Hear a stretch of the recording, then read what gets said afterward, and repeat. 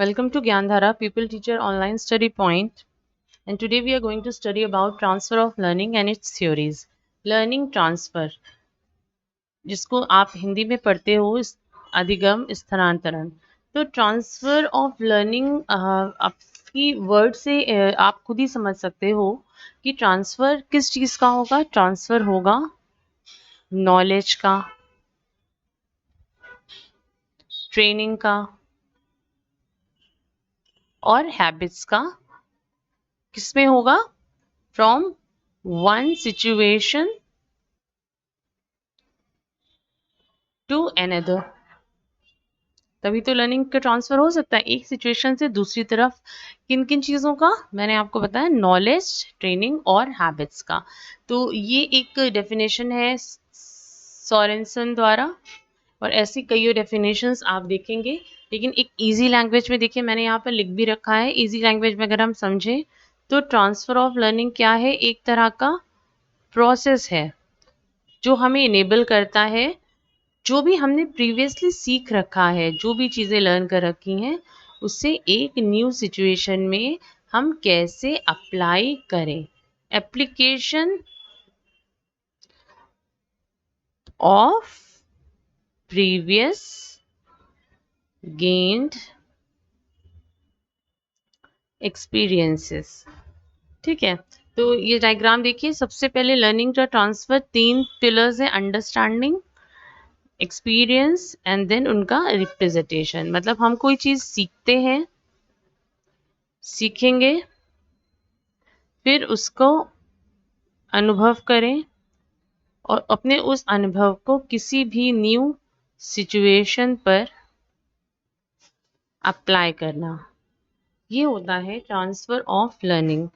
अब learning transfers की बात कई अलग अलग तरीके से की गई है, और 3 तरीके की बेसिकली ट्रांसफ़र ऑफ लर्निंग होता है। सबसे पहला होता है पॉजिटिव ट्रांसफ़र।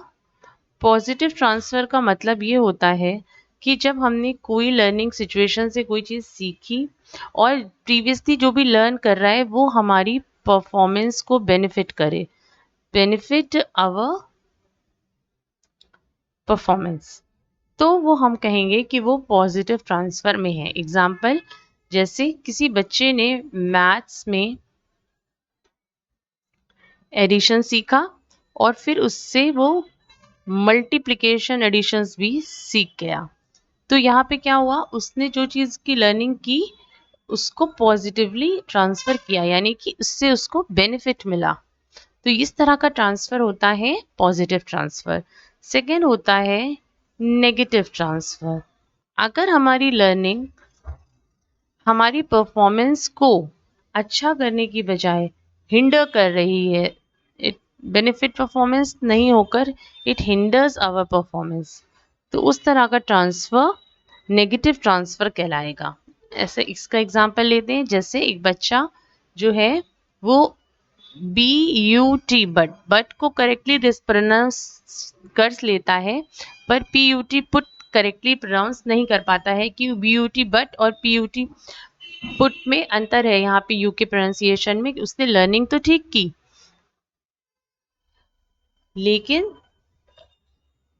उसकी जो लर्निंग का ट्रांसफर की एप्लीकेशन थी उसने उसको BUT बुट से तो PUT पट ना हो मतलब नहीं हुआ, PUT पुट हो गया। तो यहाँ पे जो ट्रांसफर ऑफ लर्निंग था उसने उसकी परफॉर्मेंस को हिंडर किया, क्योंकि वो यहाँ पर PUT पुट को सही प्रोनाउंसिएट नहीं कर पाया। और एक थर्ड टाइप का ट्रांसफर होता है जो होता है ज़ीरो ट्रांसफर, जिसको हम ज़ीरो ट्रांसफर इसलिए कहते हैं कि इसमें ना हमारा बेनिफिट हो रहा होता है, ना ही हमारा हिंड्रेंस हो रही होती किसी चीज़ को लेकर। ठीक है, दोनों में से कोई भी चीज़ नहीं हो रही होती है। कहने का मतलब है कि कोई भी चेंज ही नहीं होता है लर्निंग में, बिहेवियर में। इस तरह के ट्रांसफ़र को ज़ीरो ट्रांसफ़र कहते हैं। कभी कभी हम सीखते भी हैं लेकिन उसको नई जगह पे अप्लाई नहीं कर पाते, या कभी कभी ऐसा होता है कि कोई डिफरेंस प्रीवियस लर्निंग हमारी न्यू लर्निंग को फ़ायदा नहीं पहुंचा रही है। इस तरह की सिचुएशन को हम ज़ीरो ट्रांसफ़र ऑफ लर्निंग की बात कहते हैं। तो इस तरह से ये 3 तरह के मुख्य ट्रांसफ़र्स होते हैं। Now positive, negative, and zero transfer. Now, theories of transfer of learning. And first one is theories of mental discipline.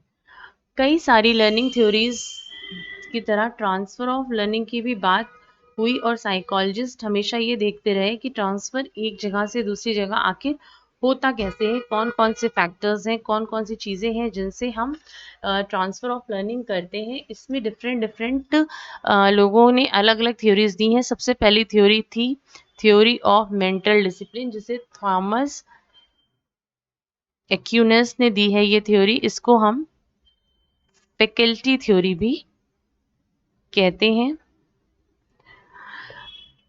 इनके अकॉर्डिंग ये कहते हैं कि जो हमारा माइंड है वो डिफरेंट डिफरेंट फैकल्टीज से मिलकर बना हुआ है, जिसमें आपकी मेमोरी भी आती है, लॉजिक्स भी आते हैं, है ना, थिंकिंग आती है, रीजनिंग आती है,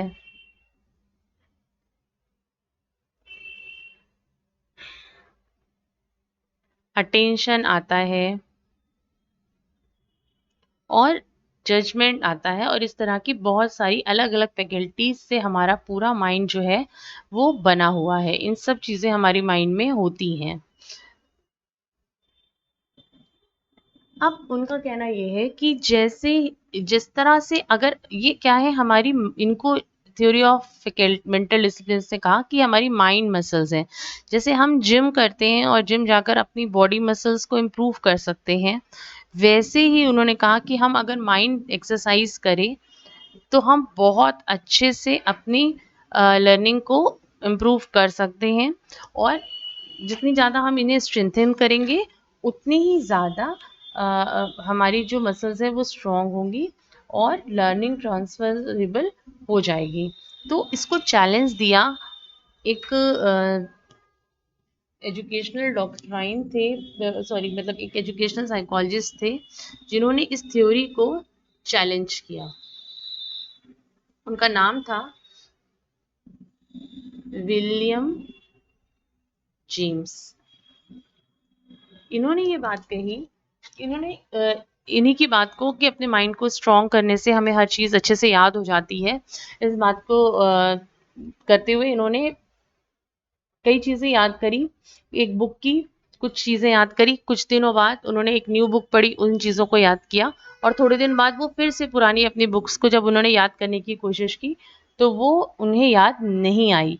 तो यहाँ पर उन्होंने कहा कि मैंने तो अपने माइंड को लगातार ट्रेन किया था चीज़ें लर्न करने के लिए, उसके बावजूद मैं याद नहीं कर पाया, इसलिए थ्योरी ऑफ मेंटल डिसिप्लिन या फैकल्टी थ्योरी जो थी वो फेल हो गई।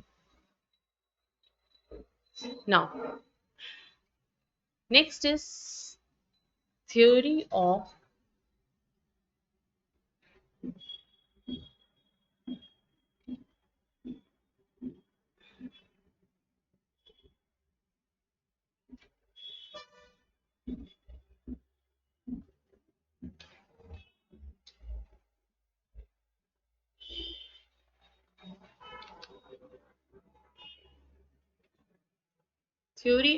identical elements।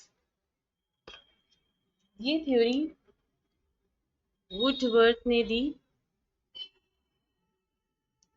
और इनका मानना था कि लर्निंग ट्रांसफर तभी हो सकता है जब दो सिचुएशन के बीच में आइडेंटिकल एलिमेंट्स हों बिटवीन लर्निंग सिचुएशन। इनका ऐसा मानना था। तो जैसे कि एग्जांपल के तौर पे कोई बच्चा अगर मैथ्स पढ़ रहा है तो वो फिजिक्स को इजीली कोरिलेट कर लेता है। आपने देखा होगा जिनकी मैथ्स अच्छी होती है वो फिजिक्स भी बेहतर पढ़ लेते हैं। कारण ये है कि जो सिंबल्स वगैरह होते हैं, फॉर्मूलाज होते हैं, वो मैथ्स और फिजिक्स में दोनों में ही बराबर और इक्वल होते हैं। तो उन्होंने कहा कि इस तरह से लर्निंग ट्रांसफर ज़्यादा इजीली हो सकता है। नाउ नेक्स्ट थ्योरी थी theory of generalisation. Theory of generalisation उन्होंने ये थ्योरी दी थी चार्ल्स जुड ने। इन्होंने भी एक्सपेरिमेंट किया और एक्सपेरिमेंट के बाद कहा कि लर्निंग ट्रांसफर जो है वो जनरलाइजेशन से होकर जाता है। तो कैसे, देखते हैं। इन्होंने एक एक्सपेरिमेंट किया। एक्सपेरिमेंट में इन्होंने क्या किया, सबसे पहले दो बच्चों का ग्रुप बनाया। एक था कंट्रोल ग्रुप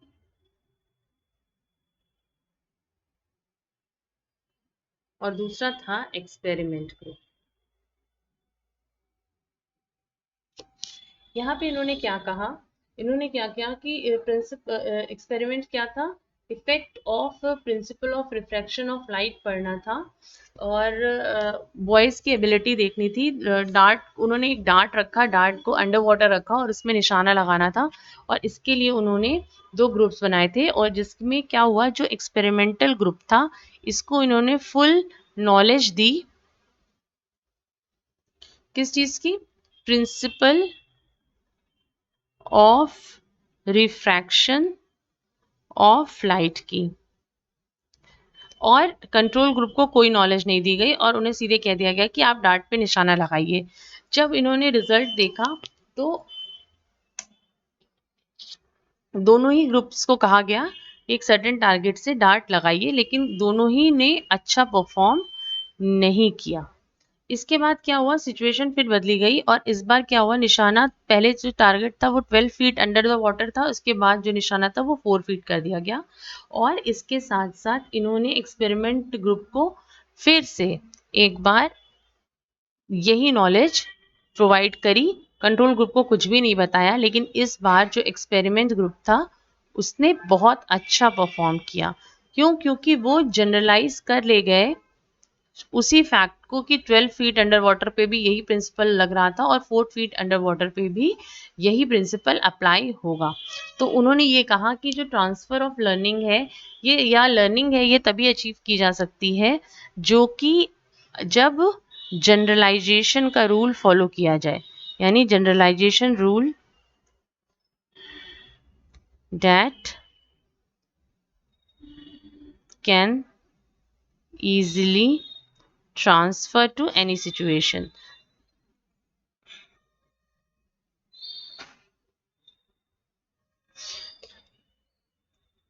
उन्होंने ये कहा कि जनरलाइजेशन को आप ऐसे भी कह सकते हैं, in touching the fire we can get burn. तो certain experience, green apples are sour in test. तो हमें एक जनरल आइडिया होता है कि जैसे जनरलाइजेशन को हम कैसे यूज करते हैं। जैसे हमें ये बात पता है कि फायर है तो फायर से हम जल जाएंगे, ठीक है। तो ये फायर जहाँ पे भी देखते हैं, किसी भी सिचुएशन में देखेंगे, वहां पर हमें बर्न का एक जनरलाइज आइडिया पता चल जाएगा। तो इस तरह की ट्रांसफर ऑफ लर्निंग को थ्योरी ऑफ जनरलाइजेशन में बताया गया।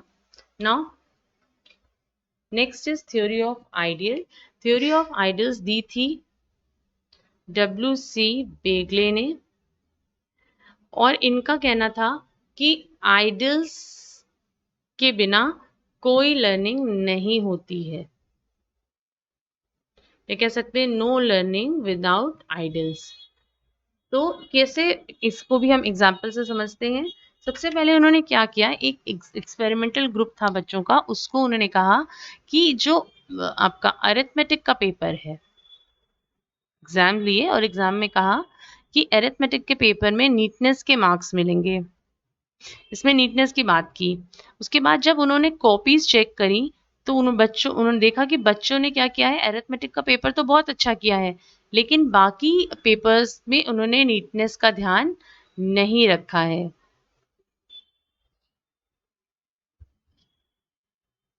फिर सेकेंड बार उन्होंने क्या किया, इस बार उन्होंने एक जनरल आइडियल बातें बताई, किसके बारे में, नीटनेस के बारे में, कि नीटनेस होने से क्या होता है, चाहे वो अंदर हो, बाहर हो, चाहे पेपर में हो, एग्जाम्स में हो, इसकी पूरी एक जनरल बातें बताई। और एक आइडल सेट किया कि जितने जो नीटेड लिखता है उसके मार्क्स भी ज़्यादा आते हैं। तो उन्होंने एक आइडल फॉर्म कर दिया क्लास में। इसके बाद जब उन्होंने कॉपीज़ को चेक किया तो उन्होंने देखा कि सारे बच्चों की सारे सब्जेक्ट्स के मार्क्स नीटनेस के हिसाब से बहुत अच्छे आए हैं। तो यहाँ पर उन्होंने कहा कि जब तक हम किसी को एक आइडल नहीं प्रोवाइड करते हैं किसी भी चीज़ का, तब तक वो बच्चा लर्निंग के लिए केपेबल नहीं हो पाता है। मतलब idols he transfer of learning करते हैं, और उनके हिसाब से ये मानते थे कि idols do transfer of learning. मतलब एक आइडेंटिकल सिचुएशन में एक जो बच्चा है वो बेहतर परफॉर्म करेगा। तो थ्योरी ऑफ आइडल्स ये कहती है कि love for wisdom, thirst for knowledge, tolerance for difference of opinion, spirit of inquiry, ये एक बच्चे से एक सिचुएशन से दूसरी सिचुएशन में ट्रांसफ़र किए जा सकते हैं। इसलिए हम बच्चों को जब भी स्टडी करें तो स्टडी मटेरियल के साथ साथ हम उन्हें अच्छे आइडियाज़ प्रोवाइड करें, ताकि विजडम, मर्सी, नॉलेज, मतलब इस तरह के जो आइडल्स हैं ये भी लर्निंग में बच्चों को सिखाने चाहिए, जिससे कि वो बच्चा जब जनरल लाइफ में आए तो भी इनको अपने एकेडमिक के साथ अप्लाई कर सके। अगर आप हमारी देसी भाषा में कहें तो संस्कार की बात इन्होंने कही थी। तो इस तरीके से ये थ्योरीज ऑफ आइडल्स थी, मैंने आपको इसमें बताया थ्योरी ऑफ। अब हम ये बात करेंगे कि हम मैक्सिमम पॉजिटिव ट्रांसफर क्लासरूम में कैसे अचीव कर सकते हैं। ये बहुत सारी थ्योरीज को पढ़ने के बाद मैं आपको हर थ्योरी में, हर चीज़ में एजुकेशनल इम्प्लीकेशन इसलिए बताती हूँ क्योंकि मेन हमारा जो टारगेट है सीखने का वो यही है कि अनलेस एंड अनटिल हमें नॉलेज हो हम अपनी क्लास तक वो चीज़ें कैसे पहुँचाएं। तो ट्रांसफ़र ऑफ लर्निंग का सबसे पहला पार्ट होता है पास्ट नॉलेज से बच्चे की पूर्व ज्ञान से रखते हुए हम उसको न्यू नॉलेज प्रोवाइड करें, जोड़ें। सबसे पहली बात, तब बच्चा ज़्यादा बेहतर तरीके से समझता है। सेकेंड, कभी भी थ्योरी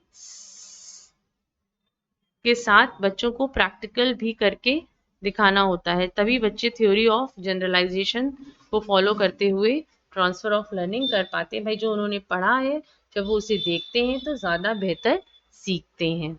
नेक्स्ट इज को रिलेशन टू लाइफ। आप बच्चे को जब भी कुछ सिखाइए तो उसको उसकी लाइफ में क्या इम्पोर्टेंस होगी इसके बारे में भी अगर आप सिखाएंगे तो बच्चे को लर्निंग ज़्यादा इजी होगी। जब आप बच्चे से उसकी व्यवहारिक रूप में बात करेंगे, एकेडमिक स्तर से ना जुड़ते हुए उसकी व्यवहारिकता से बात करते हुए बच्चे को जब आप सिखाते हैं तो उसकी लर्निंग बेहतर होती है, क्योंकि उसने कुछ पहले से अनुभव ले रखे होते हैं। Now next is rod learning की बात मना करते हैं, क्योंकि इसीलिए फैकल्टी थ्योरी फेल हो गई थी। रॉड लर्निंग से बच्चे को प्रॉब्लम होती है, उन्हें इनसाइट लर्निंग की ये, अगर आपको मैक्सिमम पॉजिटिव ट्रांसफ़र चाहिए अपने एक्सपीरियंस का तो हमें इनसाइट लर्निंग की बात करनी चाहिए, ना कि रॉट लर्निंग की। रॉट लर्निंग को बिल्कुल मना करा जाता है। इसके अलावा इन्होंने मतलब theory of transfer of learning के अकॉर्डिंग ऑडियो विजुअल एड से जो लर्निंग होती है वो बहुत अच्छी और ईजिली ट्रांसफ़र हो जाती है। इसलिए ऑडियो विजुअल एड्स का हमेशा प्रोग्राम्स होने चाहिए क्लास में। उसके साथ साथ हमें हमेशा अपनी एजुकेशन में उसको यूज़ करना चाहिए, और यूज़ करना भी चाहिए, चाहे मल्टीमीडिया हो चाहे सेंसरी एड्स हो, ये हमारी प्रॉपर नॉलेज लाकर हमें देते हैं। इसके बाद इन्होंने ये कहा कि जो सेल्फ स्टडी का कॉन्सेप्ट है वो सबसे बेहतर होती है, क्योंकि बच्चा अपने अनुभव से सबसे अच्छा सीखता है। तो बच्चे को हमें मोटिवेट करना चाहिए कि वो सेल्फ स्टडी करे। इसके अलावा यूटिलिटी ऑफ सब्जेक्ट्स, उसको एक सब्जेक्ट से दूसरे सब्जेक्ट को कोरिलेट करने में आसानी होनी चाहिए।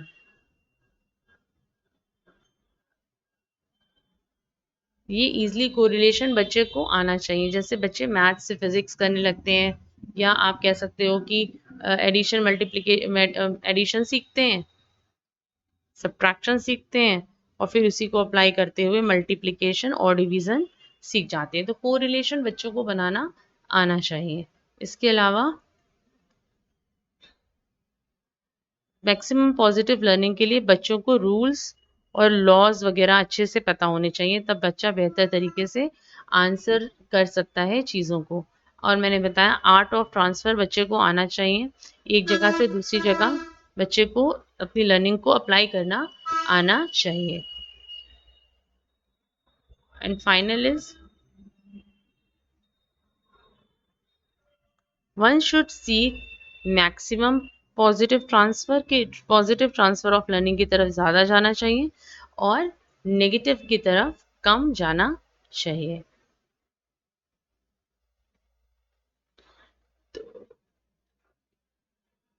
और 11th पॉइंट है जो मैं इसको ज़रूर मेंशन कर रही हूँ, आइडल्स। आइडल्स के हिसाब से लर्निंग करनी चाहिए। जैसे एक आइडल एटीट्यूड होना चाहिए अगर वो किसी अपनी लर्निंग को एक सिचुएशन से दूसरी सिचुएशन में ट्रांसफ़र करता है। एंड यहाँ पे मैं आपको एक बहुत अच्छा एग्जांपल देती हूँ। मैं जब पढ़ रही थी तभी मैंने ये अपनी मैडम से भी पूछा था कि जब भी कभी आपके सीटीईटी टीईटी में ये क्वेश्चन आता है कि आपकी क्लास का एक बच्चा है और वो बहुत ज़्यादा रो रहा है, उस सिचुएशन में आप क्या करेंगे? तो वहाँ पे 4 ऑप्शंस होते हैं और वो 4 ऑप्शंस लगभग एक जैसे होते हैं। तो वहाँ पे क्या होता है कि मैंने मैडम से पूछा कि मैम मेरा थॉट अलग होता है, मैं अपनी एक अलग एटीट्यूड से बच्चों को सिखाना चाहती हूँ और किसी व्यक्ति का अलग एटीट्यूड होता है, तो इसमें तो आंसर डिफरेंशिएट करेंगे, मेरा आंसर कुछ और होगा, दूसरे का कुछ और होगा और आंसर तो चारों ही सही हैं। वहाँ पे मैम ने कहा था कि हमें हमेशा आइडियल सिचुएशन के आंसर्स देने चाहिए कि एक आइडियल व्यक्ति होता तो वो वहाँ पे क्या करता। तो आइडल्स को फॉर्म करते हुए हमें लर्निंग करनी चाहिए, तो वो हमारी लर्निंग जो होती है वो सबसे ज़्यादा बेहतर होती है। तो आई होप आपको थ्योरीज ऑफ लर्निंग और लर्निंग ट्रांसफ़र ऑफ लर्निंग समझ में आ गई होगी। इसमें आपको कोई भी अगर कन्फ्यूजन हो तो प्लीज़ मुझे कमेंट सेक्शन